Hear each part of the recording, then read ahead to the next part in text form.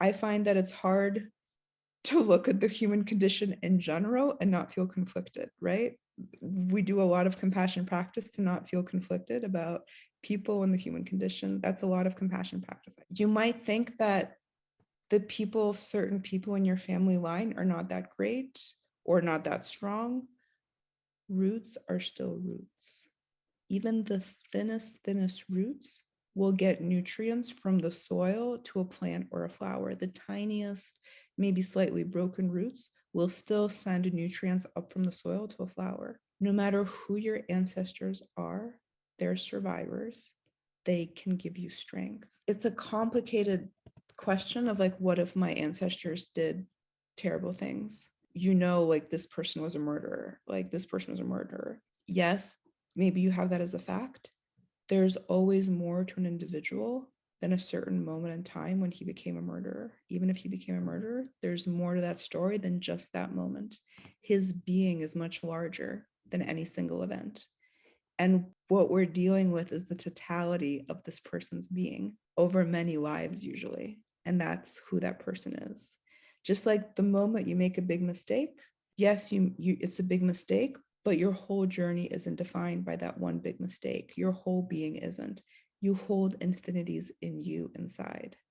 So do each of your ancestors. So I just wanted to make that point because even if you don't like something or what someone did, there's always more to that person. I like the phrase from ancient Roman playwright Publius that nothing human is foreign to me. Here we've been cultivating gentleness and energy, right? Those are the two things we work with. Also, awareness. Let's not hide from the stories of the past. Own those stories of the past. Kind of know the stories of the past. Own those stories of the past. Each of us have people in our family line that were murderers or that did terrible things. Each of us do. Work with ancestors. That's acceptance, that's inclusion, that's gentleness toward all ancestors. The nothing human is foreign to me. That unlocks a lot of energy because you're not working against the world. You're not rejecting the world. And ancestors, traditions, customs, rituals, hierarchies, those are all systems of energy. They give us energy. I used to not like hierarchies or the idea of hierarchies, but energy flows from older to younger. Energy flows from above to below.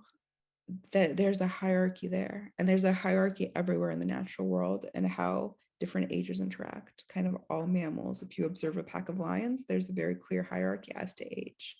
That's all an energy mechanism. And gentleness. We can look back and say, oh, in my past, this shouldn't have happened. In my family's history, this shouldn't have happened. But who are we from our perspective to dictate what should or should not have happened many generations ago, or centuries ago, or even decades ago?